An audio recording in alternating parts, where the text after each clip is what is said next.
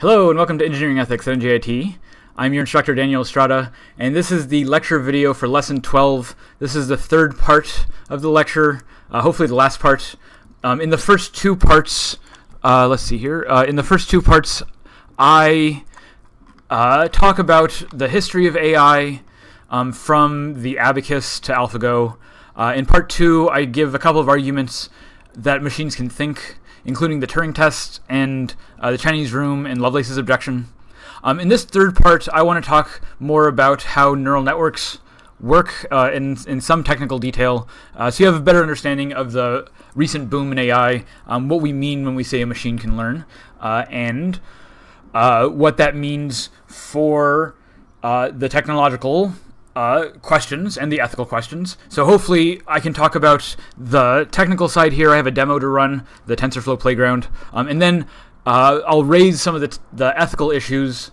You can talk about whatever you want in the discussion forum related to any of these lectures, any of the discussion of AI. Sort of use this lesson to work out any thoughts you have, concerns you have about AI. In the next couple of lessons, lesson 13 and 14, we'll talk about specific ethical issues related to AI. But in lesson 12, pick something that you're interested in with respect to AI and write a post that's interesting. Good luck with that. Let's jump into the material. All right, so like I said, I'm going to mostly be talking about technical details in this video. If you want some more precise technical details, especially looking at the mathematics, I strongly recommend this 3 Blue 1 Brown video. 3 Blue 1 Brown is a mathematics themed YouTube channel. It's very good, and this is a several-part series where he goes over the details of neural networks and how they work. He has a couple of really nice visualizations. I won't show all of it, but he goes into some detail about exactly what we're doing when a neural network learns something. I'm going to go over some of these details here, but if you want some more of the math, because you're engineers, that's this 3 Blue 1 Brown video, 3 Brown 1 Blue. It's 3 Blue 1 Brown, is a good place to start. If you already know some of the math and some of the programming and you just want to build some AI, I would strongly recommend watching Suraj Raval. Suraj Raval teaches some of the Udacity courses on machine learning. He also has a YouTube channel that he's very active on, and he goes over the programming and some of the very technical issues with modern techniques in machine learning. He's usually looking at cutting-edge techniques. Here's the YOLO technique from last year for object detection. Suraj is great. His videos are awesome. If you want to build AI, look at Suraj. I'm going to go over some of these details in this video, mostly to address the philosophical and ethical issues with AI. So machine learning, maybe just to remind you from last time, machine learning was Turing's response to Lovelace's objection. So Lovelace says that machines only do what we tell it to do. And Turing says, well, if we build machines that learn, then they're not just doing what we tell them to do, they're also doing what they learn to do from their experiences in the world. This is partly modeled on how we learn and how we understand our own autonomy and agency. So Turing's modeling a response to Lovelace on biological features of our own development. That we're learning systems, right? We don't come into the world fully knowing and understanding everything about it. We come into the world with a very undeveloped, immature mind, and that mind develops and matures and learns over time, and then eventually becomes an adult, mature mind. And so Turing suggests that if you can build a sort of untrained mind and then train it like we train other humans, then maybe that machine will be, we can consider that machine intelligent in a legitimate way, in specifically the way that Lovelace objects to. Lovelace says that machines only do what we tell it to do, and so everything the machine does is really credited to our control over the machine, our designing the machine, our programming the machine. And Turing's idea is that if the machine learns, it's somehow escaped our control and become a thing to itself, an autonomous agent in the world. So I gave last time the example of evolutionary robotics, but most artificial intelligence techniques today, most machine learning techniques today are with these neural networks. So neural networks are modeled a little bit on how the brain works. The brain is made of a bunch of neurons connected together. The neurons have this structure where there's the sort of body of the neuron with these dendrites that connect to other neurons on this side, and those neurons send signals to this neuron, and those signals allow it to sort of slowly build up an electrical charge. Once that charge passes a threshold, it sends that signal down the axon, a sort of an electrical pulse down the axon, to these terminal nodes, and these terminal nodes are connected to the dendrites of other neurons further on. If you know, one thing about neurons that is important is that the dendrites from one neuron and the axon of the other neuron don't immediately touch each other, so you're not sending a continuous electrical signal, but there's a small little gap between the neurons. This is the synapse, the synaptic cleft, and that electrical pulse has to be converted first into chemical signals that pass through the synapse and then hit the receptors on the other end, and that's how the other neuron builds its charge. So the chemistry of that synapse is very complicated and delicate. A lot of medication that works on various psychology issues and depression and so on are medications that target receptors and chemicals in the synapses between neurons. So the biochemistry of neurons is very complicated. Neurons are very sophisticated little machines, but they're essentially electrical impulse machines. They build up a charge, and then once it passes the threshold, they fire, and the neurons fire in this sort of pulsy way. And the idea of artificial neural networks is to, in a very abstract way, mimic this structure, this sort of networked structure. So an artificial neural network, it has a node, and that node has input connections and output connections. And the idea is that the individual neuron is just pulsing, and so if you can get this neuron to sort of send its signal down a network of similar neurons. One of the big ideas of neural networks in general is that individual neurons don't know a whole lot. They just know how to pulse. Maybe their pulses are influenced in various ways, but all the individual neurons are doing is pulsing in a particular way. And what makes the brain intelligent, or what makes the organism intelligent, is not just what the neuron does. The neuron's doing something relatively simple, but what matters is what the network does, how the neurons are firing in relation to each other, how the whole network is connected up. So the individual neurons are fairly simple, and what matters is the organization of the network. Now, artificial neural networks are much, much simpler than actual neurons, but the analogy is supposed to hold, right? Actual neurons are pretty sophisticated little biological machines. Artificial neural networks, the individual nodes really aren't doing all that much, and all the processing is done in the structure of the network. So artificial neural networks are significantly less fancy than a biological brain, but they're supposed to be modeled on the same basic idea. We've seen early examples of this kind of neural network idea before with the perceptron. If you remember from the history lesson in the first golden age of AI, one of the big advances was this perceptron model, which also has a series of nodes connected up by a function to an output. And if you remember from the first video, the perceptron was one of these early successes that got a lot of momentum and hype around it, and then in the 60s it was discovered that the perceptron had this fundamental limitation, which is that it could only classify linear data sets. Any nonlinear data set could not be classified with a simple perceptron. So this is one of the things that led to the AI winter, is the discovery of the limitation of this on the perceptron.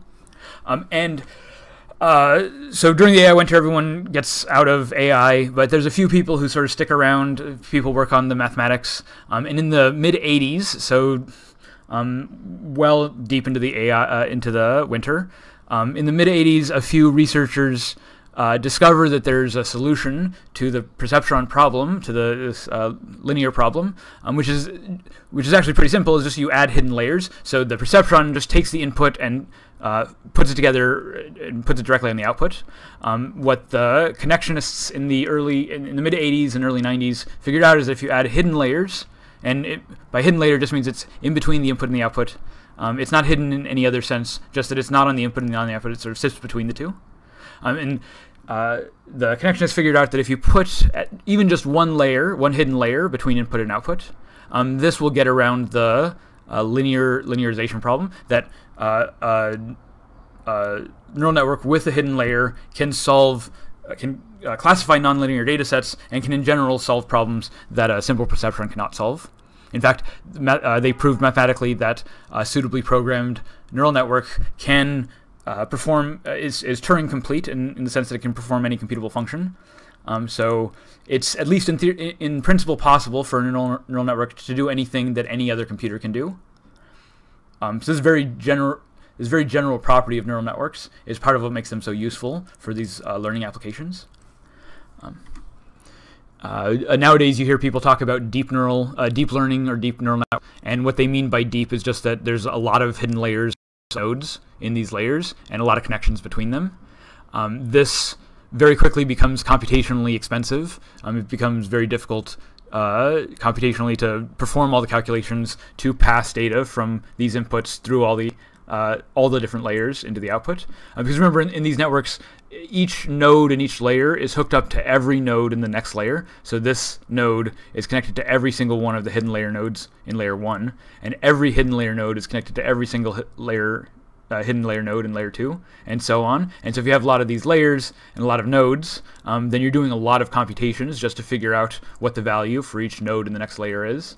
It can become very computationally expensive, and for a long time, in the early 80s, especially in the 60s, 70s, and 80s, but even into the 90s, our computers really weren't fast enough to make these networks really big. One of the reasons that we've come out of the AI winter so strongly in the second golden age is because our computers are blazing fast now, and they are especially well equipped to do this kind of massively parallel processing for these neural networks. GPUs, graphical processors, are especially good at this massively parallel kind of computational process, and so we've been able to do really big neural networks. Last year, I think this was in January 2017, Jeff Hinton and his researchers at Google, just because they could, they built a neural network. They called it an outrageously large network with 137 billion parameters. 137 billion parameters means roughly 137 billion nodes in the network.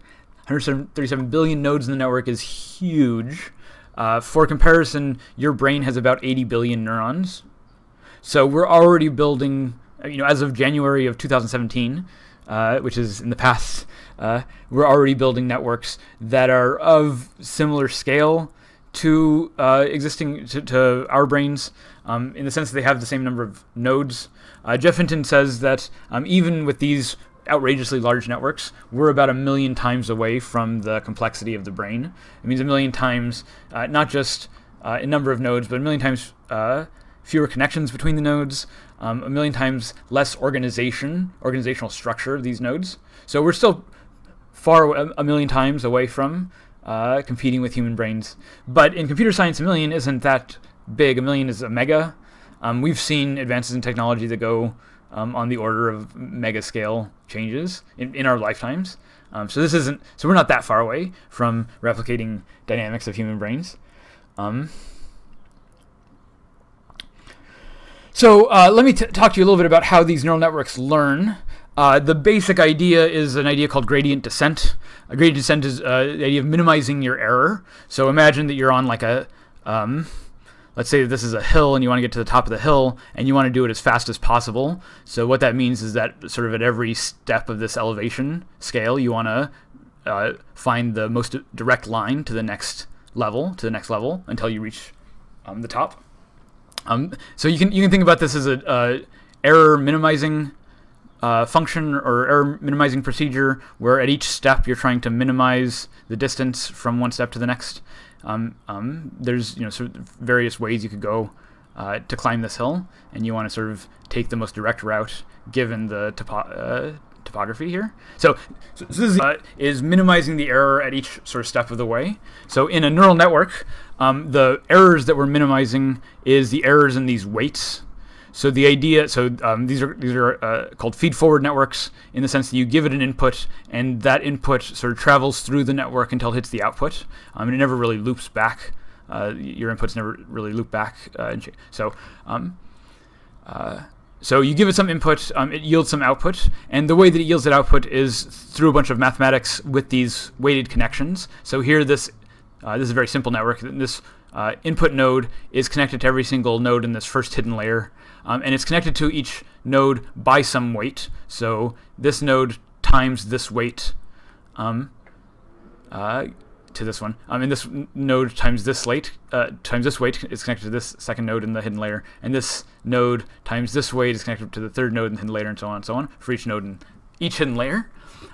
So the way this works is that this first node in the hidden layer is going to have some value, and that value is going to be the sum of all the input nodes times their weights. So if it's just two inputs, then it's this input times this weight plus this input times this weight gives you the value for this node. And you do that for all the nodes in the first layer, and you do the exact same thing for all the nodes in the second layer, and then you get some output. Okay, so that's basically what's going on here, but that doesn't describe any of the learning, and it also doesn't describe how the system gets the correct output. In fact, the first time you run through this network, you're not going to get the correct output. So the way that these networks learn is you first set all of the weights to some random number. You just randomize to just random numbers. It doesn't matter what they are, because you're going to learn and you're going to improve on that randomness, on that random start. So the first time you run on some input, you're going to get random output. And then what you do is when you're training the machine, you train it on a data set where you know what the solutions are. So you give it some input. It's all random, so it gives you some random output. But you know the output that it's supposed to give you because you know what the correct solution is to that problem. And so you take the difference between what the number that it gives you and what the correct solution is. And you use that as the error function. So that's going to be your error. The difference between the correct output and what the network gives you is your error. And that error is used with a method called backpropagation. So you take that error and you propagate it back through the network. Here's a bunch of mathematics. Let me actually go back to this image, which is a little more useful. So once I know what the error is between the expected output and the correct output, the actual output and the expected output, then I use that error to go back and slightly adjust all the weights. So let's say that this number is slightly higher than it should be.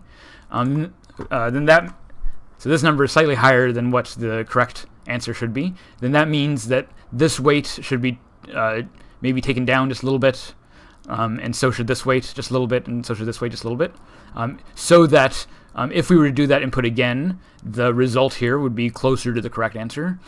You're not aiming at exactly the correct answer, just so that it's closer to the correct answer.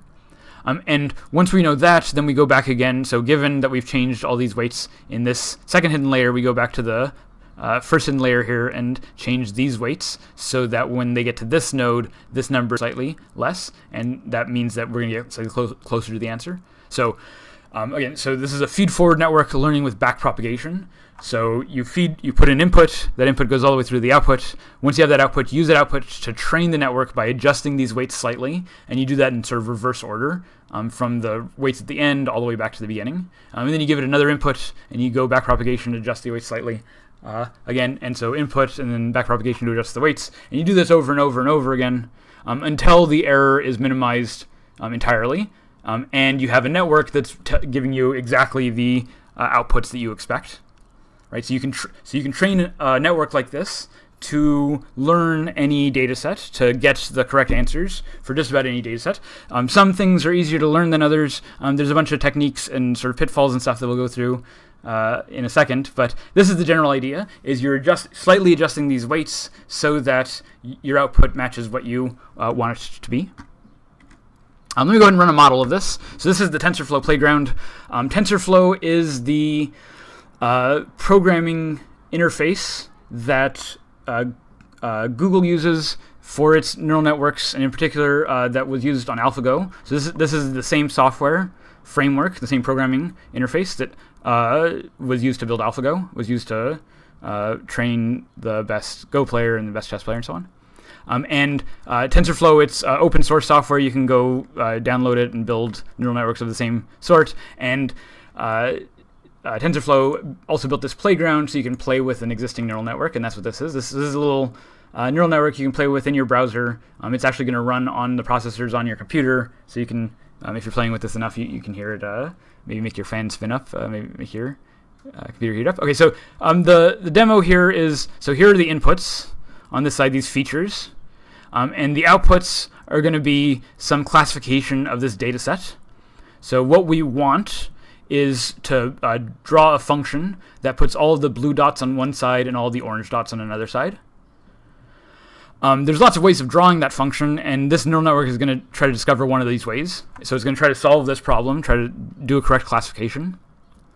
And these are the inputs that we're giving it. We're giving it different ways of dividing up this data set as inputs.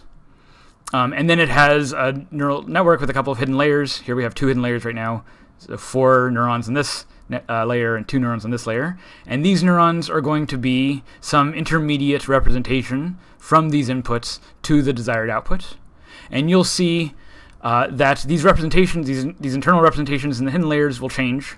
And also what will change are the weights. So you can see all the connections. Some of these connections are orange, some of them are blue. This is about positive or negative correlation. So what's happening here is that the network is trying to determine on these inputs whether they're positively or negatively correlated with a good function that correctly classifies the output. It's positively, negatively correlated. That's how they're being weighted.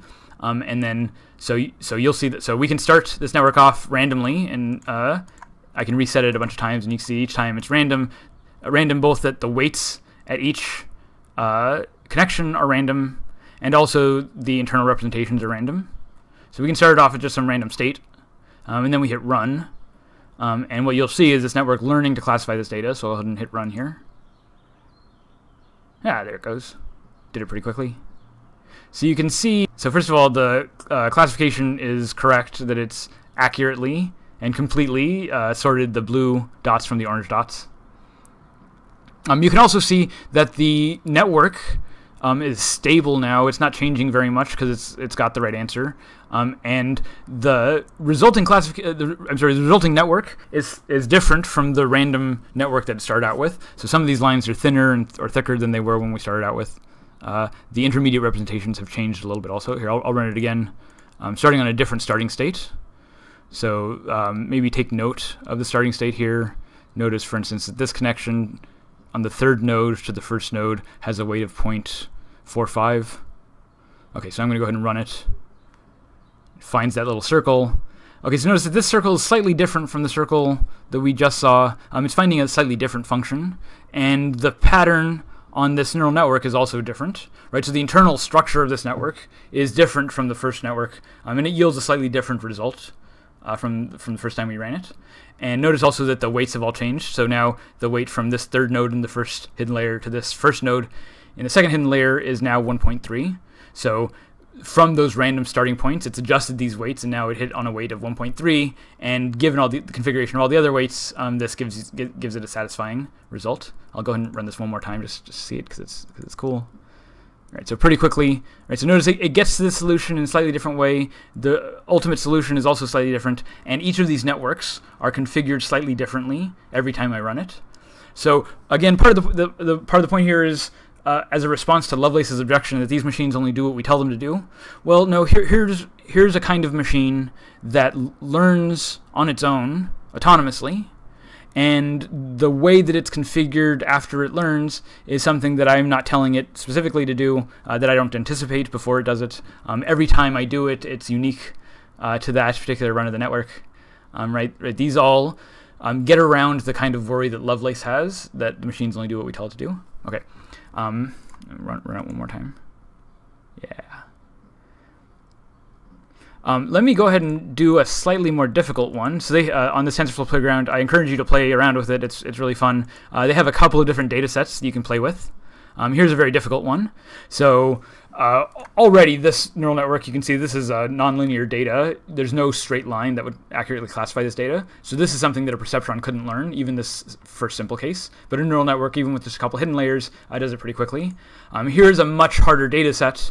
Accurately classifying the blue and the orange dots in this data is going to be very difficult, because it's not just it's certainly not a line, and it's not just a circle. It's this sort of complicated spiral shape, and finding that function will be a little bit tricky. So let's see if the neural network can do it. I'll go ahead and run it. So you can see that the neural network is changing. It's adjusting itself slightly to try to improve its results. But it doesn't have it yet. It hasn't corrected these blue dots as blue, These orange dots, it's classifying them as blue and it doesn't know that they're orange. This, it's not, it doesn't have the right answer yet. I'll let it run for just a little bit longer. It's really not improving on this result. It sort of got stuck in a configuration and it's not moving from that configuration. It's not really in its results. Maybe it's changing a little bit, but really not very much. One of the features of this gradient descent algorithm, the backpropagation, is that changes to the weights, the learning curve tends to be very gradual. You tend to learn very gradually, and what that means is that sometimes you get stuck in configurations that you can't get out of. Like, here's a configuration that any adjustment in either direction on any of these weights will move it to a worse configuration. Oh, it's moving a little bit. It's moving a little bit. It's still not getting it, though. Right, so any adjustment is moving it to like a worse overall configuration. So it doesn't know what to do because any move leaves it worse off. So this is like the best it thinks it can do. Maybe I'll try it again.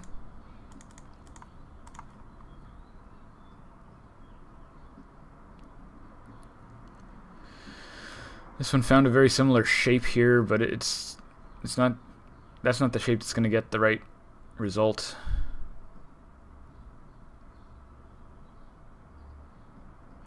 Oh, that's interesting. So it's getting this blue stuff here, but it hasn't quite gotten this blue stuff in here. This orange is not right either. So again, notice it's got the wrong answer, but it's a different answer than before. It's not always coming to the same wrong answer.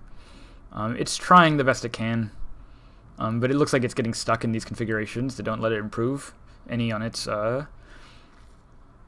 results. So okay, so there's things we can do about this. One thing we can do is give it more feature detectors. Give it more input features so that it's looking at different slices of this data set. I can turn them all on, but I think I'm just going to turn on these 5. Another thing we can do is give it more hidden layers, maybe give it more neurons in the layers. So now the network is a lot more complicated, and it's going to be able to get much more complicated shapes and gradations between here. So this also might make my computer slow down a little bit. We'll see how this works. But I'm going to go ahead and run this more sophisticated. Sometimes this works, sometimes it doesn't. Let's see how this works. All right. Okay, so you can already see that the network is doing different things, much more complicated shapes than the more simple network that we just went through. It's also jittering around a lot more. There's more options available here for changing the weights, and so there's more things to do, so it's less likely to get stuck in one particular configuration. All right, it's still pulsing around a little bit. So what you're watching is the machine thinking. This is a machine thinking about the problem, considering its options, right, weighing its possibilities, making slight adjustments to its model of the world in order to get results that it prefers. This is why I love this demonstration, because you're actually seeing the jittery, sort of pulsy activity of this network, and it looks. It doesn't look alive, but it looks biological. It looks like the kind of thing that a biological system would do when it's jerky like this. So it still doesn't have the right answer, though. There's all these orange nodes here that are not correctly classified. It's got pretty good on these orange and these blue. These blue, I guess, are correctly classified, although that's not exactly right. But I'm going to take this as not a correct solution for these oranges up here. I'm going to go ahead and try again. I'm going to set it at a random seed.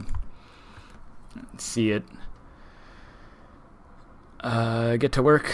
Yeah, so it's getting those blues.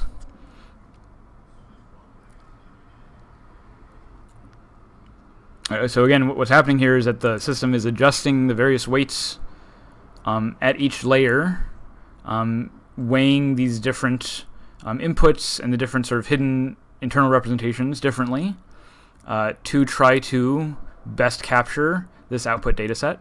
It's learning how to classify this data set. It's trying to improve on its results as it goes.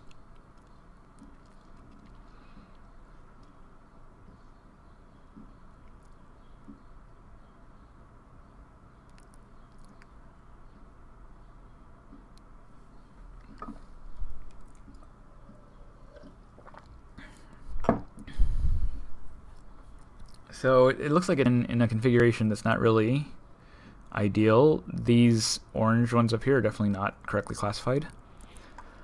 So what do we do about this? Again, there's lots of things to do. We could sit here and let it run for a couple more cycles and see if it doesn't really look like it is. We could add more inputs. Again, this makes it more computationally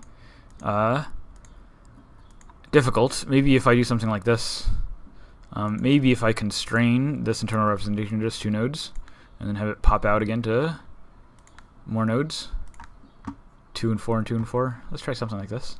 So you should use the TensorFlow playground, play around with it, do this kind of stuff, see if you can figure out configurations of these networks that will get it to solve this problem. I might just mess with this because it's fun.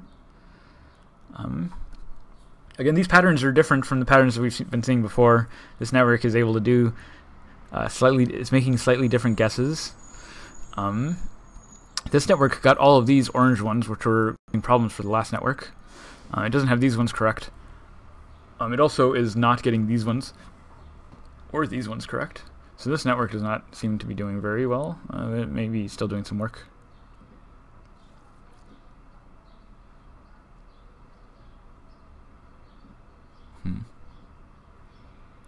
One thing that helps, and I'm going to actually take away some of these inputs, and maybe actually take away some of these layers.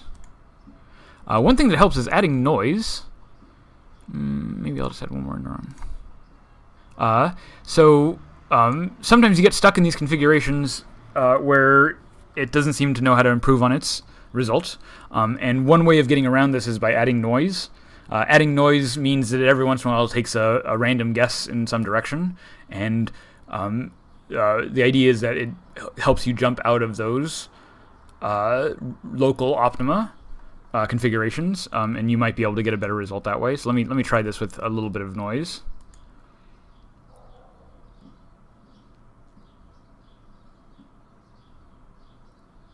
The noisier networks tend to be a little more active also. They tend to be a little they do more things, they make more changes. Ooh, that's nice. Is that a correct result? It looks pretty good. Oh, these blue ones down here are not correctly classified. But it's still moving, it's still thinking.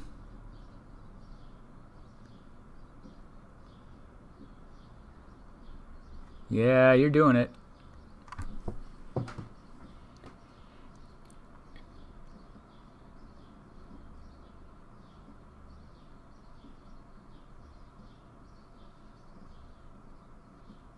Maybe people watching the video don't find this all that interesting, but I've been teaching neural networks for as long as I've been teaching, since the mid-2000s, and for most of that time I would have to draw networks on the chalkboard and then try to sort of gesture at the math and kind of explain how this works. There were a few demos that you could see, but nothing as sort of graphically compelling as this demo here.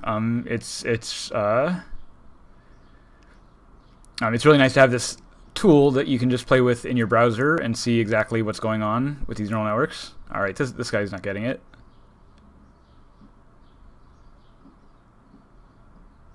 It's very close.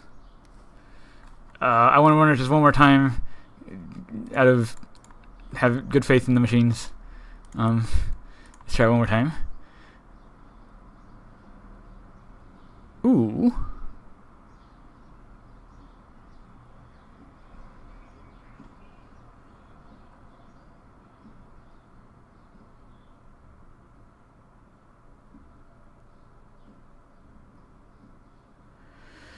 Yeah, this network found this configuration. It just wants to stay there. It doesn't look like it's changing much. It's pretty good. Okay, it's not totally settled yet. It's pretty good. This dot doesn't look like it's correctly classified. These dots over here are not correctly classified, but it's pretty good. Ooh, it's bringing some orange in here. It knows there's a problem. Oh.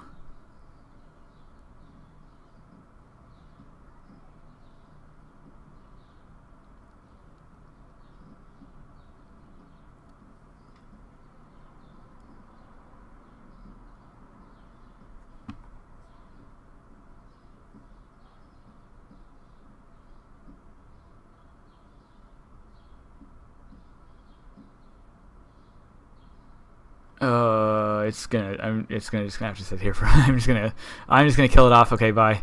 All right. So that's TensorFlow Playground. This same software, like I said, runs Google's AlphaGo, DeepMind, AlphaGo. It's also, there's lots of AI software online using TensorFlow framework or using just the general ideas with neural networks. Here's another one. So this is a Google Quick Draw. This is just one more little demo of a neural network in action, maybe the activity of a neural network. Not just under the hood, but how it actually behaves. So this is a quick draw. I'm going to play this for the video also. There's another demo. Here we go. So the goal is for me to just draw on the screen with my mouse the things it's telling me. So it wants me to draw an envelope. I have to do 6 of these, and we'll see the results. So draw an envelope. Okay, here we go. And it should be guessing. Oh, I know. It's envelope. Ooh, that was not a well... Okay, speedboat. Sea canoe. Or shoe. Or hockey puck. Or pool. ICI. No. Or steak. Oh, I know. Oh. It's speedboat. Yeah, it is. A square. That shouldn't be hard. Oh, I know. It's square.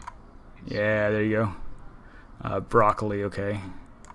Okay. Or fork. Oh, I know. It's broccoli. Sure. The Mona Lisa. Oh, great. Thank you. I see nose. Let's see. Or water. Or snorkel. Or face. Or owl. I see stethoscope. Or mermaid. Oh, I know. It's the Mona Lisa. Wow. I'm impressed with that. Okay, so jail. Let me do... See bench. Or square. Jail? Oh, I know. It's jail. Yeah, okay, so this is artificial intelligence neural network that's learned from looking at lots of people's drawings to guess what these drawings are. And you can actually see, so these were my drawings. Let me actually see what other people did for Mona Lisa. So here's other people's Mona Lisa. They actually guessed it was a jail also, but Mona Lisa. Okay, so one of the tricks of Mona Lisa is that it's a painting, and so there's like a rectangle around it. And there's like a person with hair. So these are all the other pictures that people have drawn in response to the Mona Lisa prompt.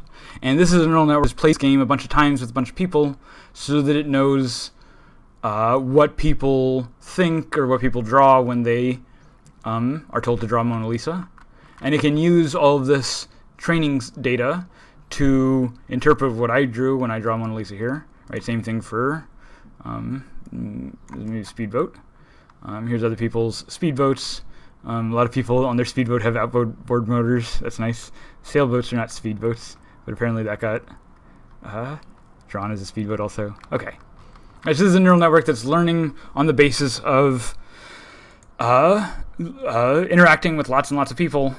Here's maybe one more example of a neural network. This is also DeepMind. I think this is also TensorFlow. This is a neural network that learns to play Breakout, which is a game that we've probably all played before. So this neural network, it doesn't learn from a data set. It doesn't look at other well-performing games of Breakout. This model learns from just self-play. So the game plays over and over and over again, and its goal, the thing that it's optimizing, is trying to optimize its score. So it can move things left and right. And what it's doing is it's figuring out what inputs of left and right amount to getting a good score. Given the position of the ball and given the inputs left and right, how can I optimize for a high score? And you can see that after a few 100 games or so, it gets pretty good at Atari. And pretty quickly it figures out, as it's learning, it figures out that the real way to get a high score is to, so after 240 minutes of training, so a couple of hours of training, it figures out that digging a tunnel and getting the ball to the other side of the tunnel is the way to get the highest score. So you have a machine that's pretty directly going and hitting that ball in the corner, you might say deliberately, in order to get that ball on top. So again, this is machine learning. It's genuine learning in the sense that it responds to Lovelace's objection. This machine isn't just doing what we told it to do. We really didn't tell it to do anything. We told it to optimize its score. The machine learned how to do a bunch of other things, like dig a tunnel, because that's the best way to optimize the score, not because we told it to do it, but because it is engaging the problem, learning from that domain in order to optimize its score. So these are supposed to be examples of genuine artificial intelligence. Okay, so some just technical problems. One we've already seen with the TensorFlow demonstration, that sometimes a neural network gets caught in what's called a local minima. It gets caught in a configuration that's locally optimal. So imagine in this case you're trying to find the lowest point on the function. Well, you might get to this point and think that you can't get any better than this point because, look, if I go any further in this direction, I go up. And if I go any further in this direction, I also go up. So this seems like it's the lowest point. Well, it's locally the lowest point, but it's not globally the lowest point. Globally, the lowest point is over here. And you might not recognize that that's the global minima if you're just looking locally, if you're just making sort of small moves locally where you are. So this is why in the demonstration we put on the noise. The noise is supposed to, like, every once in a while just bounce you out in some nearby random location, and hopefully that gets you out of any local minima. Another technique for getting out of these local optima situations is something like simulated annealing. Simulated annealing is a method of smart sampling. So here they're trying to find the peak, the highest temperature, and let's run through the demo again. So one way of finding the highest temperature is just sort of go through linearly from left to right, or from right to left, or whatever, in order to see where the highest point is. But that's exactly where you might get stuck in one of these sort of locally high places, but aren't globally high. So simulated annealing is a way of sampling smartly from the whole range of the data. If you are smart about how you sample, then you can end up zeroing in more directly on that target. A lot of the techniques of modern neural networks are really about getting them to figure out the solution as quickly as possible, as fast and efficiently as possible. One of the very efficient ways of doing this that has been discovered and put to fairly wide use are called adversarial networks, or generative adversarial networks. An adversarial network, the idea here is that you're not just training up one network, give it a problem set and get it to a solution. But in an adversarial network, you train up two networks. One is a generator, and the generator is training up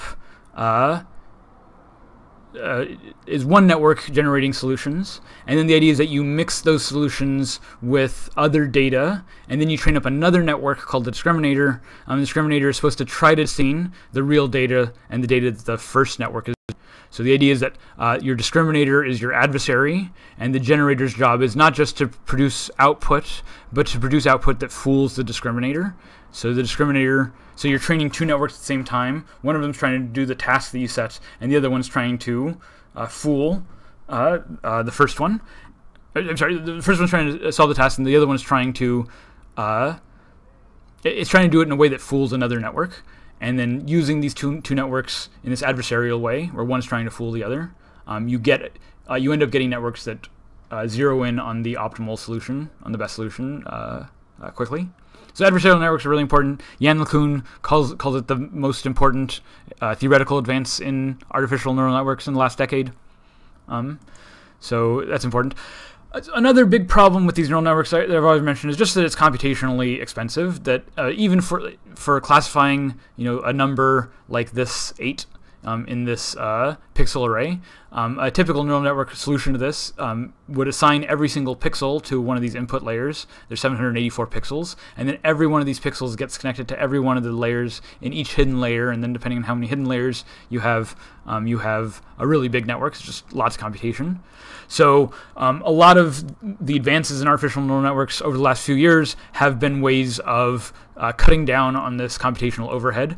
I talked a little bit in the last video about convolutional networks as part of what sets off the modern wave of AI. So convolutional networks, it's really a way of smart sampling from the data set. So in convolutional networks, you're not just going over the whole data and trying to classify the whole image. Instead, what you do is you take little units of the original data, sort of little pools, and then you do a smart neural network analysis on that pool. So convolutional networks have this period of convolution where you're picking smart pools from the original data set, and then you have a traditional feed-forward network that uses that convolutional pool and does the learning on that pool, and then the idea is that once you've learned that feature, then you can build those features up together in order to understand the original image. So figuring out smart ways of pooling that data so that you don't have to do as much computation. This is one of the advances of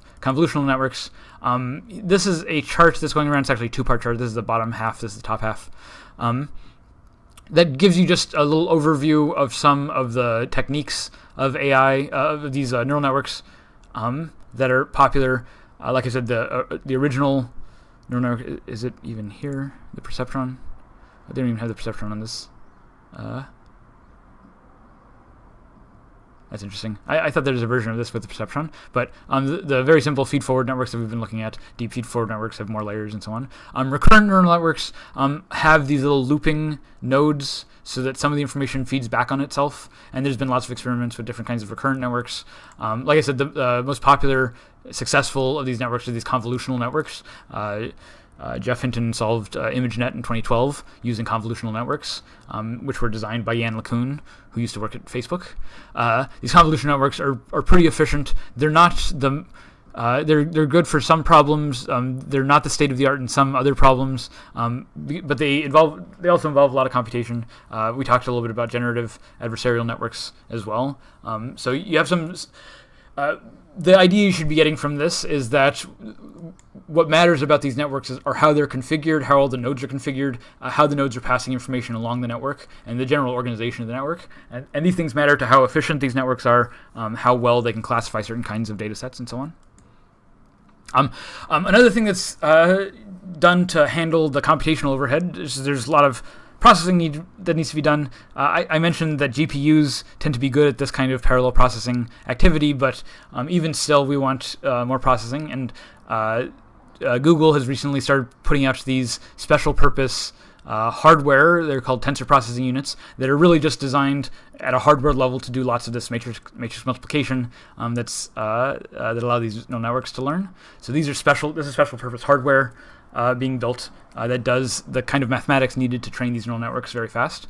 And this kind of special purpose hardware is becoming more common. In a few years, you'll have little chips in your cell phone that do this kind of tensor processing or matrix multiplication very, very quickly and can do it, lots of it in parallel, so that you can have and train neural networks very quickly on your phones. And that's going to be useful for certain kinds of tasks that your machine might need to learn.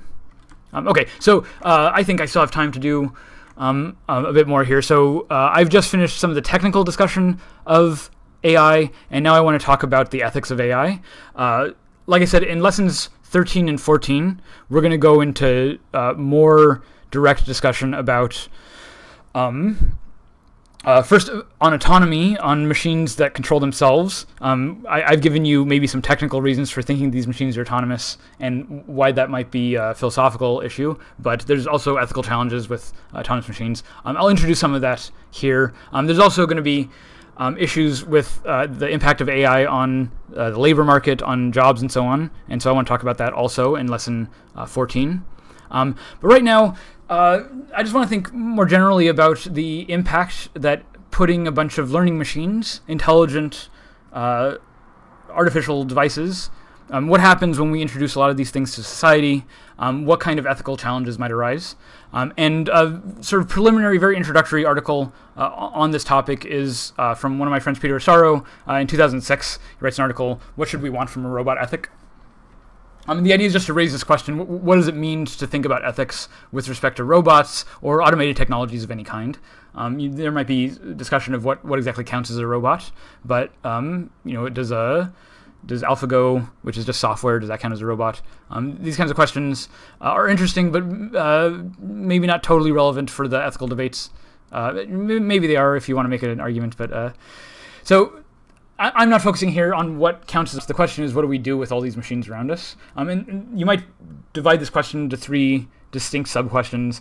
First, what are the ethics constraining how humans act using these machines? In other words, what can humans do or not do with these machines?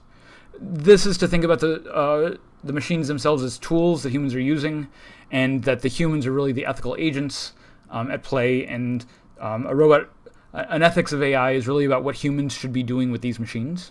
That's certainly an important question for AI. What should humans do with artificial intelligence? There's also another kind of question, which is what should the machines themselves do? So not just what should humans do through these machines, but what should the machines themselves do? And this kind of question becomes more and more relevant the more autonomous the machines become, the more control the machines have over their own operation, over the kinds of decisions they make. So this is really thinking about the robots themselves as potential ethical agents, maybe even responsible for their own actions in this kind of sense. Right, so this is what do the machines themselves do, and what are the ethics of the machine's performance?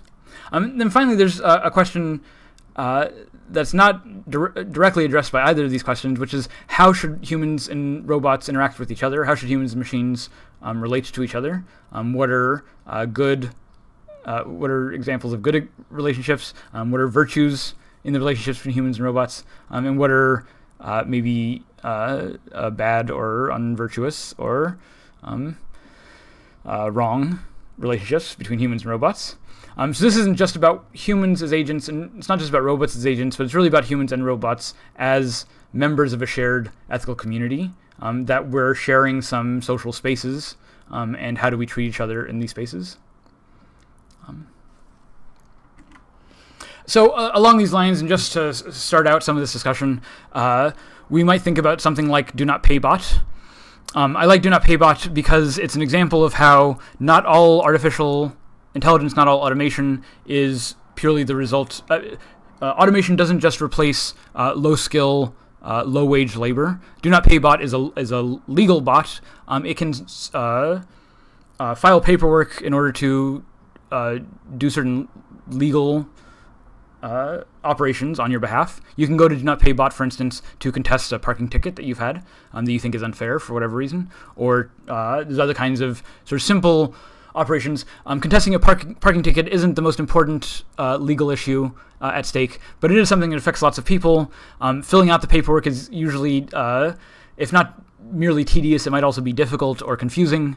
Having an automated system that can file that paperwork for you could potentially save people lots of money, lots of legal hassles, and so on.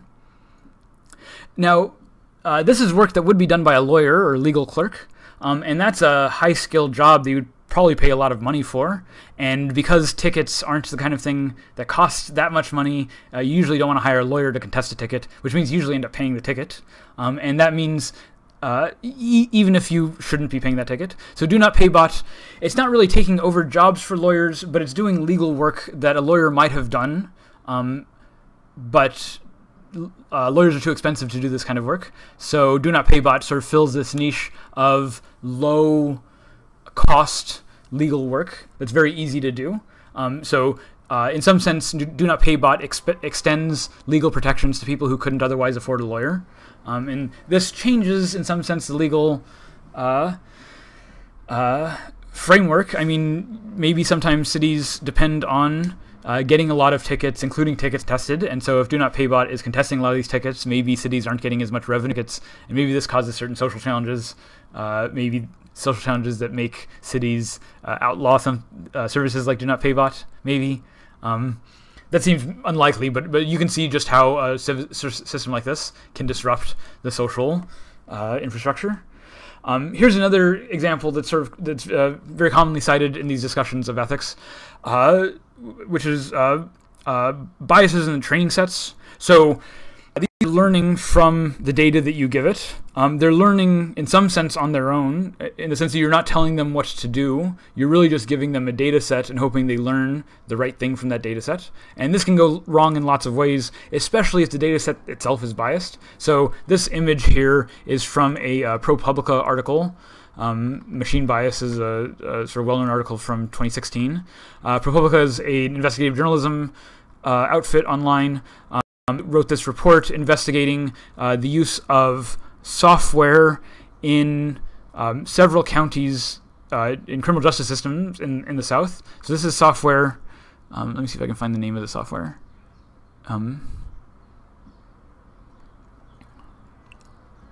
Yeah, North Point. North Point builds this software that's used by criminal justice by courtrooms across the country, and the software's purpose is to help in criminal sentencing. So criminal sentencing, this is after someone's been convicted of a crime, then you have to decide what the sentence should be for that crime. And one of the worries is that judges are biased, right? Judges are human beings are biased, so maybe judges are biased in how they sentence criminals. And an argument is sometimes made that in order to get rid of the bias of humans, we should have the sentencing done by machine, or at least informed by machines, so that the human bias isn't in the results. So that way the judge isn't just unleashing their own biases on people, but they're giving people fair sentences.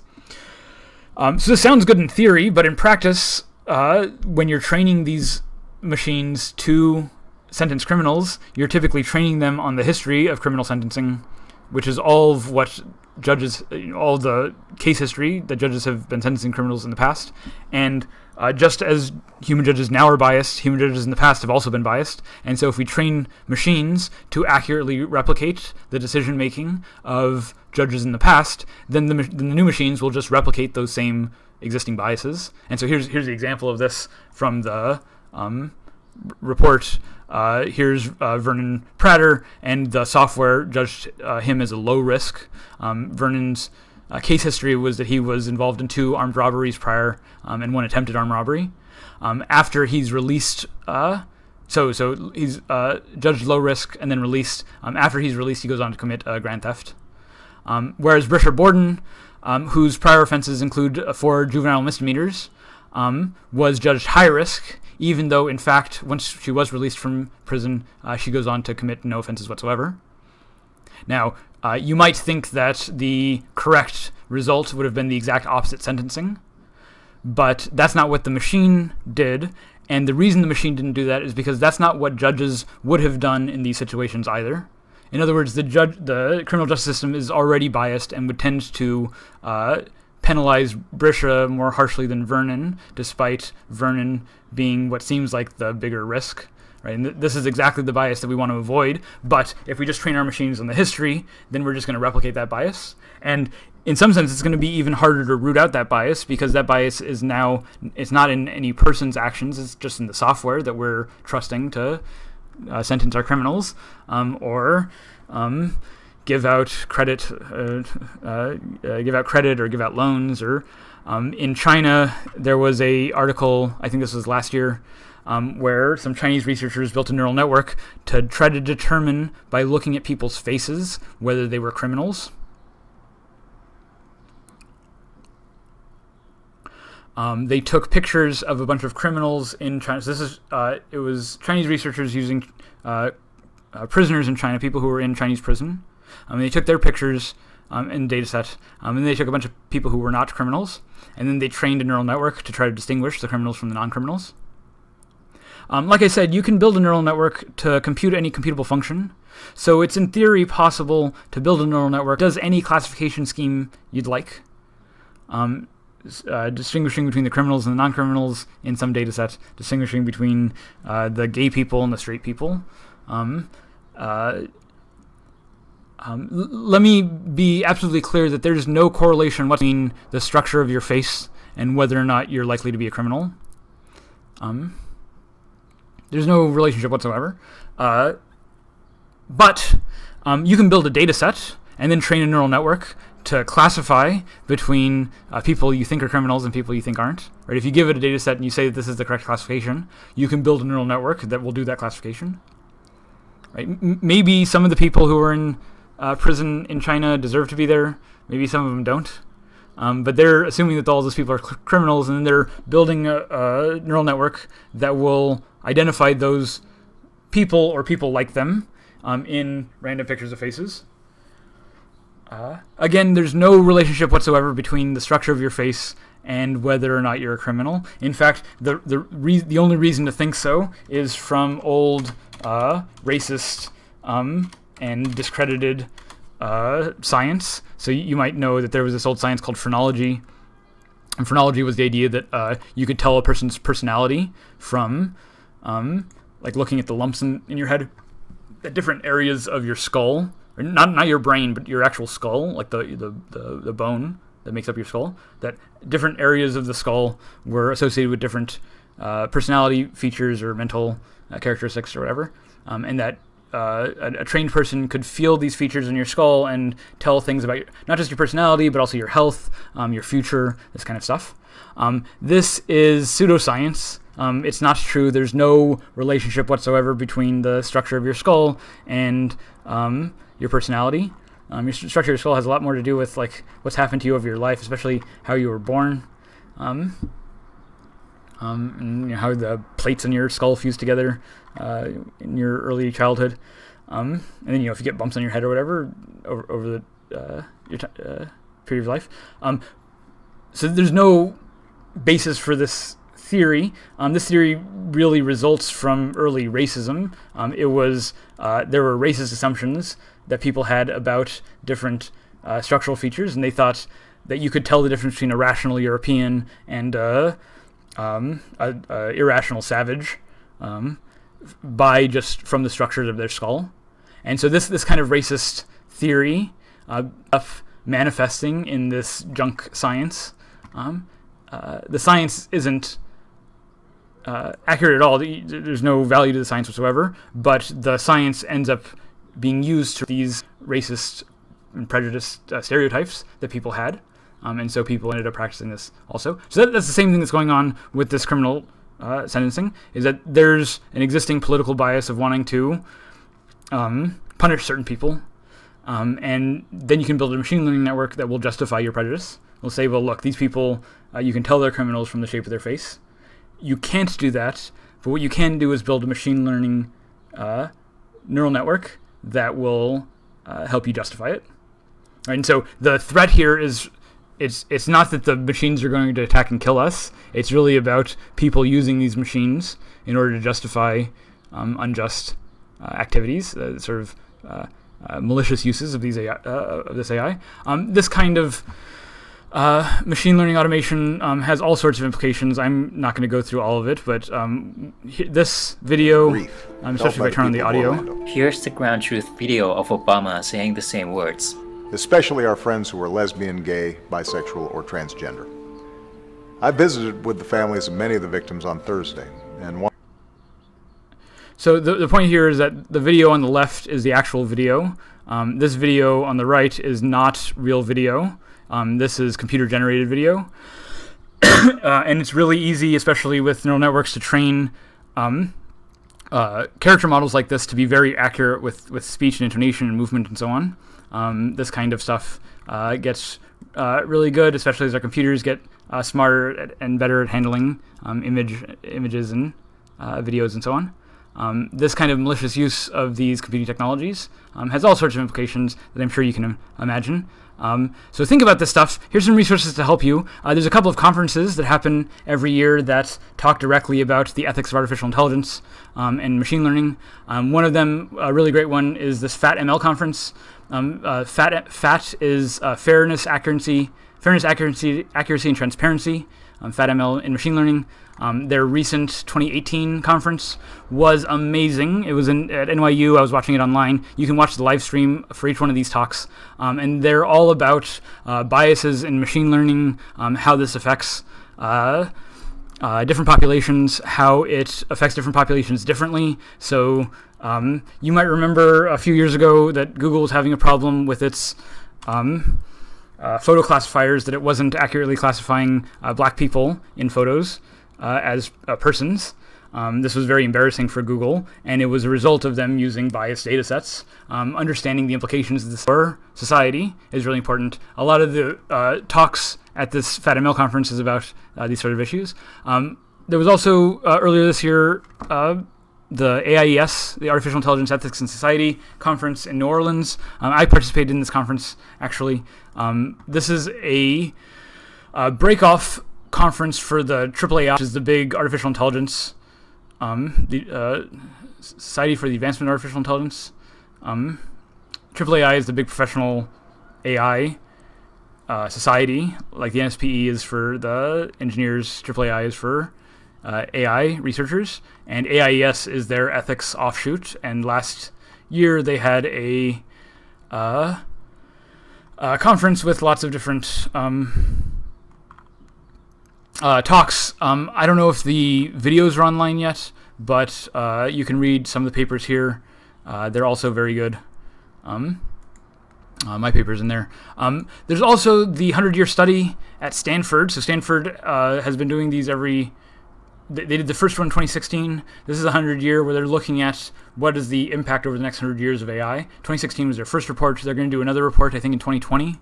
And they're preparing for that report now. You can look at this report to see some of the current thinking informing AI policy over the next century. Another good resource you might look at for thinking about AI, 80,000 Hours is a job placement website helping you get different kinds of jobs, and they have a big section devoted to AI, and especially AI safety and AI ethics. So if you want to get into these fields, if you're looking to learn more or to get employed by any of these fields, there are some great resources here for looking at and for pointing you in the right direction. Great. So more on ethics. So as I said in earlier videos and earlier in this video also, one of the core issues with artificial intelligence is autonomy. Autonomy is really the central issue at stake in the Lovelace objection to artificial intelligence. So this is something that's been at the center of debates over AI from the very beginning. Autonomy is that the machine can control itself, that it can do something on its own, independent of especially what you've told it to do, what you've programmed it to do. Right? Machine learning is all about building autonomous machines. So the word autonomy comes from the Greek auto, means self, nomos means law. So autonomous is having its own laws, or self-law-giving, or self-governing. Autonomy really means something that governs itself. In politics, it means like a self-governing country. In general, something is autonomous when it's free from external control, when it's independent, when it controls itself, when it rules itself. Sorry. Autonomy also in philosophy, it's really important. Kant talks about autonomy a lot, if you remember from our discussion of deontological ethics. For Kant, deontological ethics is really grounded in our autonomy as ethical agents. And so our capacity to be responsible for actions, our capacity to have rights at all, is grounded in our existence as autonomous moral agents, rational moral agents. So autonomy is really important. It's a sort of central issue in philosophy generally. One of the challenges, though, is that philosophers and AI roboticists don't talk about autonomy in the same way. So if you're a philosopher, autonomy is like it's what makes you a person. It's what makes you morally responsible for your actions. It's part of what makes you a human being. But for roboticists, a system is autonomous if it can do whatever you want it to do without you having to tell it to do it, or without you holding its hand as it does it. So the characteristic example of autonomy are these self-driving cars. This is a Tesla vehicle. The Tesla is driving around by itself. There's someone in the driver's seat, but they're not touching the wheels. They're not pushing the gas. The car is completely controlling itself. And you can see this is the view from inside the car on the left, and then on the right here is where's my mouse? And then on the right here are what the cameras in the car sees. So the car has lots of cameras. The car also has sonar and radar systems. So it's sending out radar pulses and getting back radar feedback. And it's the same thing with sonar. And it's combining these sensors with video stream. And then there's a artificial intelligence system on board that's looking at the video and all this input and using that input to classify what it sees, in particular whether it's looking at other cars or people on the side of the road. It's trying to figure out where the side of the road is. It's looking for the lines in the road and so on, so it can follow the road, the elevation of the road and so on. Notice it stopped right there for those passengers. Maybe a person wouldn't have stopped there, but the car decided that it had to stop. It's going more slowly in the construction zone and so on. And you can see what it sees. Notice that it's only really drawing these boxes around what it sees. It's not identifying them as what they are. It's really just figuring out, is it obstructing my path or not? Sonar and radar are not very accurate. the video cameras are going to be pretty high resolution, but the sonar and radar are not going to be very high accuracy sensors. So the visual detection system on these Teslas are not all that great. And what that means is Tesla, they call themselves autonomous vehicles, but they can't really drive themselves. You need to have a person behind the wheel, monitoring the car, and more importantly, jumping in if something goes wrong in the car. And that's important because monitoring a car and then jumping in if something happens, this is a different kind of driving task than the normal driving task of actually driving the car. In order to monitor the vehicle, you have to have some understanding of what the vehicle is doing, what it can see, what it can't see, what it's capable of. You have to know when to intervene, what situations require intervention. If you're not very familiar with the car, this might not be something that's intuitively obvious. It also requires just that you're paying attention the whole time. And when you market these vehicles as autonomous vehicles, it means that people aren't going to be paying attention. People are going to think that you can get in the car and sit on your phone or talk to your friends or whatever. And that's not the case with these Tesla cars. You have to be deliberately and consciously paying attention to what it's doing at all times, ready to jump in if necessary. So this idea of the fact that people have to jump in has given rise to some sort of formal discussion of what it means for a self-driving car to be autonomous. So this is the SAE Levels of Autonomy system. SAE is the Society for Automotive Engineers. So this is an engineering professional society, Society of Professional Automotive Engineers. And a few years ago, in 2014, when the self-driving cars started to be tested, the SAE released this framework for classifying cars as being a certain level of autonomy. So the classification scheme goes from 0 to 5, with 0 being no autonomy and 5 being full automation. So no automation means the car's not doing anything on its own. The first two levels of autonomy are both cases where the human is doing most of the work and the car can only do narrow, very specific things. So the first one, level 1 autonomy, is going to be something like cruise control in a car. We've had cruise control for decades. Cruise control, the car in cruise control is controlling the speed of the car, and it can do some smart things with it. Like if you're going up a hill, it's going to require more gas, so the car knows to, in order to maintain that speed, it's going to have to add gas. If you're going downhill, it's going to have to slow down a little bit or take its foot off the gas in order to maintain that exact speed. So the car can do some intelligent things with maintaining the speed, but apart from maintaining the speed, the car isn't controlling anything else. With cruise control, it's just controlling the speed, the steering wheel, and everything else, the lights and so on, everything else about the car has to be controlled by the human. So that's level 1 autonomy. The car only has control over some limited functions. Level 2 autonomy is where the car has control over more functions, maybe can complete a task by itself, like self-parking. So self-parking cars are going to be examples of level 2 autonomy. These cars where you can, like there's a parallel parking spot and you can drive right up to the parking spot and then push a button and the car will back itself into the parallel parking spot on its own. Right? This is going to require more than just controlling one aspect of the car. It might require controlling all aspects of the car, but only for some limited task like a parking task. In this case, the human is still the primary operator of the vehicle and is just ceding control in these very limited situations. So once you get level 3 autonomy through level 5, you get into what we think of as self-driving cars. The Tesla vehicles, they're sometimes considered between level 2 and 3, like level 2.5. Tesla vehicles can control a lot more aspects of their vehicle, but the human has to be they're monitoring it the whole time. In fact, the human has to be driving it deliberately in some sense the whole time. Level 3 autonomy is slightly more autonomy, where the human can give over control of the car to the car and doesn't have to explicitly intervene on its own. But level 3 autonomy is when the car requests intervention from the human driver, and the human has just to be on call to respond to the requests. So the Tesla cars aren't quite at this level of performance yet. There are other cars, the Uber cars and the Waymo cars. Waymo is Google's self-driving car division. Waymo cars have, I've seen some places call Waymo cars level 4 autonomy.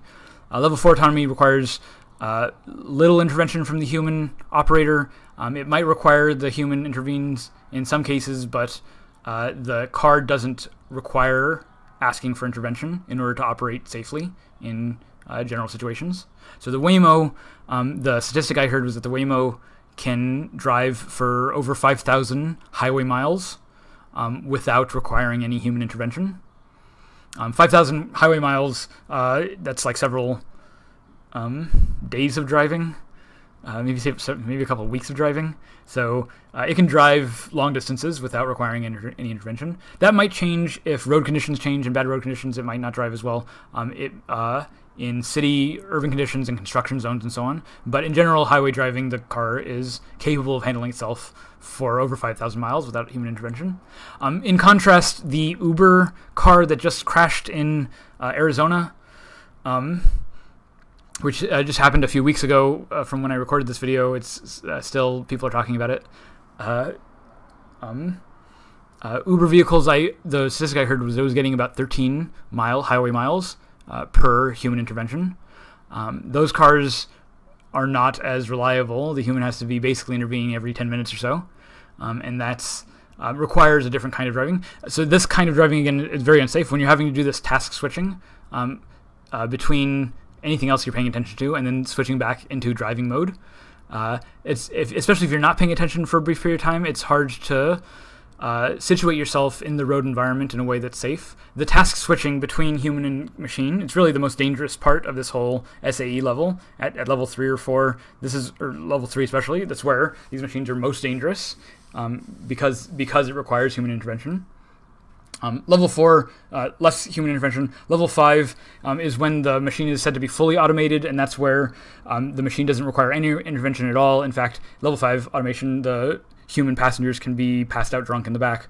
There might not even be any steering interface or driving interface in the machine at all. We don't have any level 5 fully automated cars yet. This is still sort of a future goal as of the recording of this video, as far as I know. We're still in this very risky middle driving period. I'll talk more about automation next time, especially the Uber cars and so on. This is all preview for lesson 13. Lesson 13 is about automation, not just of the self-driving cars, but also for these automated weapon systems. This is the Samsung SGR1. Samsung, the same Samsung that probably built your phone, is a South Korean company South Korea is involved in an active war still with North Korea. There's a demilitarized zone. It's an active military front. It has been for decades. Samsung, the South Korean company, is also a military defense contractor, builds a lot of military machinery for the South Korean government and other governments. And one of the things they built is automated turret. So this automated turret can look out in the distance. It can spot people, again, drawing the little box around the person. And it can, originally was configured to not just spot the person, but track their movement. And then if it deems it a threat, to initiate an attack on it. You can set these machines to auto-fire on movement or on detecting a person. When South Korea set these automated turrets up on the demilitarized zone, it caused a big outcry. They didn't want these machines that can fire on their own. You know, like, what if a kid walked in front of the machine? There shouldn't be any kids in the demilitarized zone, but you don't want these machines to just be shooting at anything. You want some care, especially in a system that can kill a person. And so these are examples of automated weapon systems. What do we do about these automated weapon systems? What are the ethics of using automated weapon systems? This is something we'll talk about in some detail in Lesson 13. Campaign for Stop Killer Robots is an organization trying to stop these automated weapon systems from being developed. And we'll talk about them more again. Lesson 13. And then Lesson 14, last little bit of preview. Lesson 14 is about technological unemployment when these robots take our jobs. So just to give a sense of this video is actually a couple of years old, but this is from a Amazon warehouse. So a few years ago, 2012 or 13 or so, Amazon bought Kiva Robotics. Kiva makes these little small platform robots, Kiva Systems. And Amazon warehouses nowadays are run by these robots. You don't have people on the warehouse floor going up and down aisles getting products. Instead, you have a bunch of robots, and these robots are designed to be able to pick up these shelving units and carry the shelves all in a coordinated manner so they don't run into each other. But it can carry these shelves up to the front of the warehouse where there's a person. So here's the person at the front of the warehouse. The whole warehouse is all automated. You can't have people in there. It's too dangerous for a person. But at the front of the warehouse, there's a person, and the person's job is just this last little bit of, the robot drives the cart up. The person figures out what item is needed for that purchase and grabs the items from the shelves and puts it in the box. So that's the job of the person. You can't have a robot doing it just because it's really hard for a robot to reach into a little compartment bay and grab a specific item, especially if the items are oddly shaped or soft or delicate in any way. It's kind of hard to get a robot to go in there and do that last part.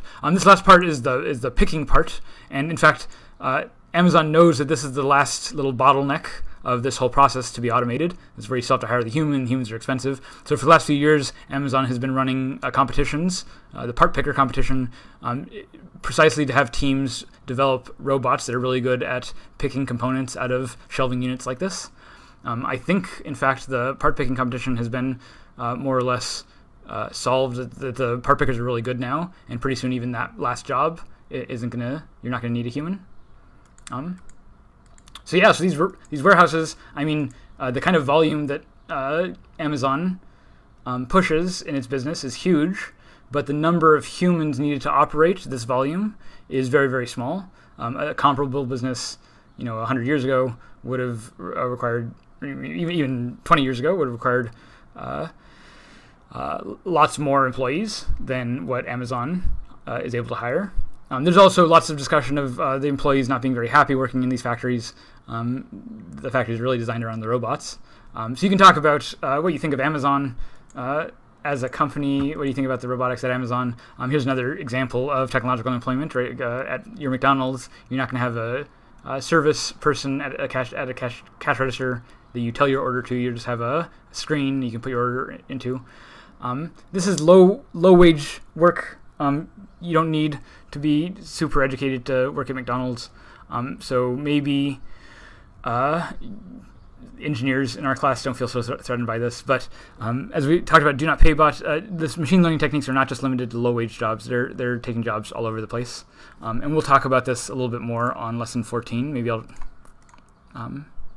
Yeah, so I'm going to skip the most common jobs in state for lesson 14. What I want to do, just to end this up, is talk a little bit about robot rights. So this is about how we should treat robots. So not just how humans act through robots and not just what the robots themselves should do, but this is also about how we should treat the robots.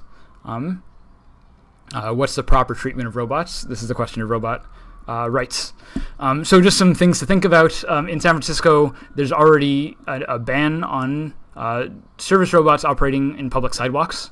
So this is a little delivery bot. It has a lid. You can put food inside, and it keeps it warm. And then you can give it a destination, and this bot will go deliver the food wherever you want.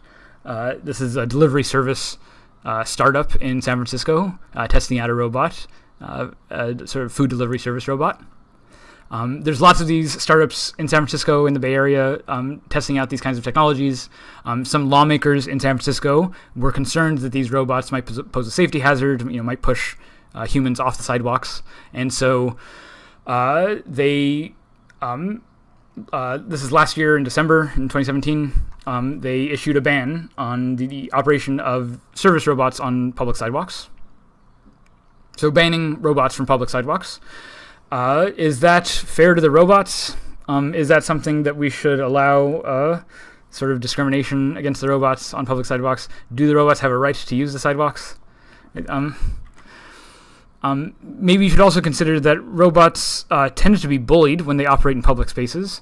So by bullying, I mean in particular sort of aggressive social dominance displays. Human beings are primates. Primates care a lot about social relationships and social hierarchies. Bullying is a primate behavior meant to establish a social hierarchy, right? So the bullies pick on the weak kid in order to assert that they're the strong kid and the weak kid's the weak kid. Right? That doesn't mean the person the bully's picking on is actually weak. It's just designed to establish that hierarchy. Right? The point is to establish some social relationships. This is the same thing you see with people's treatment of robots in social spaces. It's not just that they vandalize the robots or taste them, graffiti or whatever. We would expect vandalism from from public areas, subway stations, whatever, vandalism. These are common issues, but this is not just the kind of behavior you see against these robots. People do things like they stand in the robot's way so that it can't do what it's doing. It can't go about its job. These are trash collecting robots, I believe, and the little kids, when they see the robot, they sort of crowd around it. They don't let it go on. They push and shove it. This isn't just to judge the machine, but this is really to establish a kind of social hierarchy of the same sort that you see in bullying and playground areas. So I'm not arguing that this machine is intelligent like a human. I'm not arguing that you shouldn't bully robots because it makes the robots feel bad. But these are ways that we're treating robots. These are ways that the robots are appearing in human social systems, and this is how we are treating these robots. So what should we do about this? So there's this ongoing debate about robot rights. What kinds of protections and privileges robots ought to have in social systems. And I link to this blog article by John Danaher, who's a philosopher, who talks about what rights are and different perspective on rights that you might have. He identifies 4 possible theories. There's the sort of the classic theory that you might expect, which is that robots can't have rights because they don't deserve rights, because you need to be a person in order to deserve rights, and robots aren't intelligent like people, or they're not rational like people, or whatever. So robots can't have rights, they don't deserve rights. This is sort of the traditional view. Maybe the most important person in the contemporary debate over robot rights is Joanna Bryson. Joanna Bryson doesn't agree with the traditional view, and in particular, Joanna Bryson does believe it's possible to build artificially intelligent machines that have the same capacities as humans, that are real persons, and that you should treat with respect and have rights. But Joanna Bryson says we're not there yet, and building artificial persons like that could be morally hazardous. There could be all sorts of moral complications, ethical complications that we're just not prepared to deal with right now. How should you treat an artificially intelligent agent that can feel pain? I mean, it's a hard question. It's a question that we haven't solved yet, and Joanna Bryson's point is that we shouldn't be building machines that could possibly deserve rights while we don't have good answers to these questions. So because building person-like machines creates a moral hazard for people, Joanna Bryson says that although we can give robots rights, we really shouldn't, and we should try as hard as we can to not build person-like robots. So Joanna Bryson has been advocating to governments for the last few years to try to get them to adopt policies against human-like robots for precisely the reason that they create a moral hazard. In fact, Joanna Bryson became famous for this view by writing an article a few years ago that was titled "Robots Should Be Slaves." Her argument is that robots ought to be the kind of thing that can unambiguously be treated as a completely devoted servant. It's not right to treat persons as slaves, but Joanna Bryson says we ought to build our machines so that they're completely subject to our control and demand. And building person-like robots that are increasingly autonomous doesn't do this, so that's a moral hazard. And Joanna Bryson says we shouldn't. Similar to Bryson, but slightly different, is Kate Darling's view, or maybe she's an example of this kind of view, which is in some sense the inverse of Joanna Bryson's argument. This view says, this view agrees that we don't have robots that are person-like yet. Maybe we never can build such robots, but humans interact with robots in a way that creates these moral hazards. We ought to, even though the robots aren't yet intelligent and don't yet deserve rights on their own, nevertheless we should give robots rights, and we should give robots certain kinds of social protections, precisely to protect both ourselves and potentially them from whatever moral hazards arise from the way that people treat these robots, right? So this kind of Kate Darling position might advocate that we give service robots on public sidewalks rights protections, that that they're allowed to operate on public sidewalks within certain safety constraints, and that we ought to do this because of the moral hazard that results from us wanting to deny robots access to these things. The moral hazard on our own political institutions. And then maybe finally up here in the top right corner is the can and should, which is the sort of exact opposite of the traditional debate, which is just the robots do deserve rights, we can give them rights, and they do deserve rights, maybe even right now. I have been an advocate for this kind of view, that robots deserve rights. My favorite example of a robot that, of a case that warrants a consideration of robot rights is Hitchbot.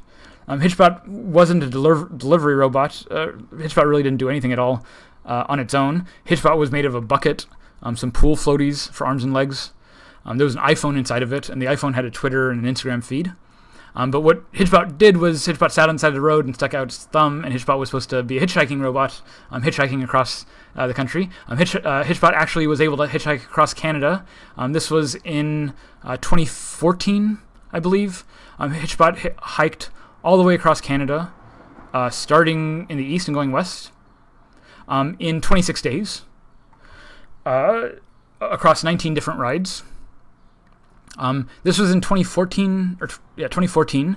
This was before any self-driving car made it across North America. So Hitchbot, just a bucket and an iPhone, made it across North America autonomously, before any self-driving car. I want to say this is autonomous. Obviously, Hitchbot used people's help. There was a lot of human intervention getting Hitchbot across the country, but it wasn't just any one person doing it, and especially it wasn't the designers saying how it was done. These were people of their own volition picking Hitchbot up and helping them across. So I know that if I were able to hitchhike across Canada, I would consider that a personal accomplishment, even though it was someone else giving me a ride at every point. Like, getting across Canada is not going to be an easy case, even if you're hitching a ride. Maybe especially because you're hitching a ride. I would consider it a feat to do this. And Hitchbot did it. Right? Hitchbot did it not because anyone told it to do that, but because Hitchbot was cute enough to generate a community on Twitter and Instagram of people who wanted to help it along. Hitchbot made it across Canada, Hitchbot made it across Germany and the Netherlands, and then Hitchbot wanted to make it across the United States. Hitchbot started in Boston and wanted to get to San Francisco and ended up in Philly, where it was violently destroyed in an alley. The iPhone was stolen, the head was removed, the arms were ripped off, and the bot was just sort of left to rot in an alley in Philly. We know who did this. This was a couple of YouTube pranksters. So if you look online, a lot of the articles online will say that the destruction of Hitchbot was a prank. And the reason they say that is because it was done by these pranksters. So these two guys, Ed Bass and I don't remember their names. I say their names in my robot rights video, but they're the last people to have seen Hitchbot. They picked Hitchbot up in Philly on August 1st. And then the next morning they released this video. It's supposed to be surveillance footage. This video is faked. We know this is faked because there's no camera in this part of this street. This is a camera that they set up in order to film this footage. But the footage they film is of this person sort of walking down the street in Philly. He walks by, he comes back, and the idea is that he sees Hitchbot sort of behind this mailbox, and he sort of checks it out for a little bit. And then what he does is he rips the arms off, and then he does a little like street beatdown. He he stomps on it a little bit. He rips off the arms, breaks it up, and so on. Now, like I said, this video is itself likely faked. He's probably not actually beating up Hitchbot right now. But the people who made this video and posted it, the pranksters, were definitely the last people that saw Hitchbot. They took a selfie with Hitchbot the night before this. And Hitchbot definitely turned up the next morning in pieces. Yeah. So I want to say this is a case of a violation of robot rights. I want to say this is a violation of robot rights not because Hitchbot was particularly intelligent. Hitchbot was just a bucket and an iPhone. Hitchbot was no more intelligent than your phone. But Hitchbot was a social agent. Hitchbot had a community that cared about it. Hitchbot had a bunch of people who were willing to take it all the way across Canada. Right, so that when you kill Hitchbot, you're not just doing something wrong to Hitchbot, you're doing something wrong to the whole community that it's part of. Right? My example is like destroying... so if I buy a teddy bear from the store, and then I rip up the teddy. I take the teddy bear home and then I rip it to shreds in my home. That's it's maybe a little odd, but I didn't really do anything wrong to anyone. I bought the teddy bear, so I should be able to do what I want with it. But if I rip a teddy bear out of the hands of a child and then rip it up in front of the child, maybe I didn't do anything wrong to the teddy bear, but maybe I did something wrong to the child because the child cared about the bear, right? So it's not just about the bear, it's also about the community around that bear.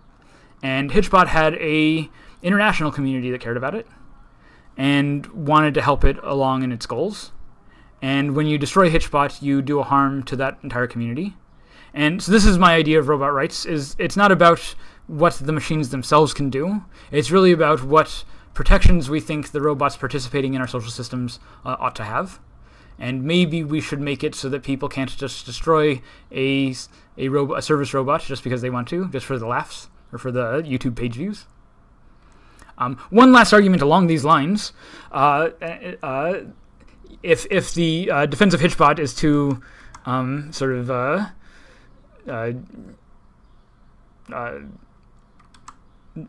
too hippy-dippy, too tree-huggy for you, the last argument that I like for robot rights is the funerals for robots. So for the last over a decade, it's been very common for robotic units to be included in military operations. These robotic units are not autonomous, they're remote controlled, often remote controlled by an Xbox controller. But there's some person who's trained to operate the robot, and the robot goes into battle for whatever reason. Most of what these robots are doing is going into very dangerous situations, especially to do things like defuse bombs, to bring cameras into situations that are dangerous to see what's going on and get information and so on. So these robots are very useful. They've been increasingly used in combat situations. And combat situations are very stressful for humans. You could die, and your life depends on the people around you, having a close relationship, trusting the people around you, because your life depends.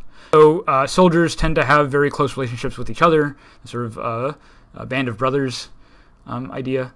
They tend to have almost familial, very intimate relationships, very close personal relationships with each other, because they're in these very high-stress, stakes environments. And this same kind of social closeness ends up getting extended to not just the robots, but to other things, like to their service weapon, to their helmet, to the vehicle that they drive, or whatever. Right? They might give these objects, give them names, treat them in certain ways. And this has especially been happening with service robots, and in particular military units with robots that fall in battle, that get destroyed for whatever reason. There have been multiple cases of these robots receiving military honors. So this is Boomer. Boomer was destroyed in Iraq during the war in Iraq. And when Boomer was destroyed, his unit gave him a few full funeral rights, a 21-gun salute. They awarded it a Purple Heart and a Bronze Star. Purple Heart for injury in battle, and Bronze Star for bravery in battle. Right? These are some of the highest awards, the highest recognitions that we can give our human soldiers. And the soldiers serving alongside this robot want to recognize the robot with the same awards. Now, I like this argument because it's not just a philosopher, an ethical philosopher, saying that robots deserve rights. This is the people who serve alongside this robot, who have a good reason to care about this robot, wanting to honor and recognize the robot for the services that it rendered. The thing that I especially like about this argument is that it doesn't depend at all on the robot having any particular intellectual capabilities. Right? It doesn't matter that the robot's not intelligent. By hypothesis, the robot's destroyed, decommissioned, right? But nevertheless, I think the robot still has a right to, or at least could have a right to, a funeral. When human beings die, we still honor their last will. We still honor their wishes after they die. So the fact that someone's dead doesn't mean that they don't have any rights. Dead people still have rights. And you might think that a fallen robot might have, at minimum, the right to a funeral if someone wants to give it. So you might imagine, some maybe stuffy politician saying, I don't want to waste good metals or good bullets on a robot. I think we should outlaw robot funerals. I want to respond to that kind of impulse to say that we shouldn't give robots funerals. I want to say that no, maybe we ought to protect the right to give robots funerals because these robots are serving an important role in a community that cares about the robot. And in order to respect that caring community, those robots deserve certain kinds of protections. And maybe one of those protections for military robots is that it deserves the right to recognition for when it is destroyed in honorable combat. So I'm not arguing that every robot deserves a funeral. I'm not arguing that all machines deserve funerals. I'm also not arguing that Boomer is intelligent or has feelings or feels pain or anything like that. What I'm arguing is that this particular machine has played a particularly important role in this community that cares about it, and for the sake of this community, that robot deserves certain kinds of protections. So this is an argument for robot rights. I actually give a much longer argument in this video that I made for my YouTube channel. So you can check out that argument. I give more examples of robots and robot rights in that video. Here's a little clip of my Boston Dynamics robot video. I'm not going to play the music because the music's copyrighted, but I don't get any of the copyrighted music. I don't get any of the royalties for this because it's all copyrighted. It all goes to They Might Be Giants, I think. But Boston Dynamics is one of the better robotics companies in the United States. They used to be a military contractor making this thing is called Big Dog for the military. This is supposed to carry gear and so on and follow units around. Very impressive device. This was around 2010. Here it is walking on ice. Boston Dynamics was a military contractor. I think they received some $3 million for Big Dog. And then they used that to build other versions of this, bigger versions, smaller versions. And in every one of for every robot they make, they release a video on YouTube of their engineers pushing and shoving these robots around. Obviously, the reason they're pushing these robots around is to demonstrate that these things are stable, in fact, incredibly stable. You can kick them, and they'll stay upright. They'll return to a ready position. You can actually kick them pretty hard, and they will maintain their balance. This is pretty impressive that robots can maintain stability under this kind of pressure. And if we want robots to be acting around us in public spaces, then they have to be able to do this kind of thing. So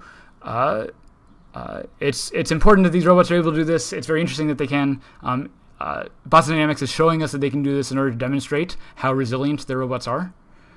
But it's also a repeated example of pushing, shoving, and in some cases directly bullying the robot, especially like this last case where the robot is picking up the box and this person with the hockey stick is taking the box out of the robot's hands, knocking it out of his hands, and then shoving the robot back. Right, not just that the robot's encountering some disturbance in its environment, but that people are deliberately attacking and trying to disrupt the robot's operation. I don't think that Boston Robotics is doing anything wrong by doing this to their robots. I think you probably have to do this to your robots to test them. But there is something to discuss in terms of the depiction of robots. I mean, what they don't have to do is show themselves pushing these robots in all of their videos. The depiction of violence against robots, this is how we treat robots. I mean, it might encourage other people to treat robots this way. It also, it sort of sets the tone for the interactions between humans and robots. And maybe it's not smart to be showing people. Maybe it's not smart for the people to be showing people destroying. But maybe it's also not smart for the robots in their future. Okay, so if you want to think more about any of this stuff, I encourage you to talk about it more on Moodle and the forums. I've been talking for several hours in this video, and this is the third of these videos. I hope it's not too overwhelming. I hope you're not upset at me for making a very long discussion of AI. There's still a lot to talk about, which we will discuss in lessons 10 and 11, but I've set up a lot of that discussion already. Thank you for listening. Good luck with your assignments, and I'll see you all next week.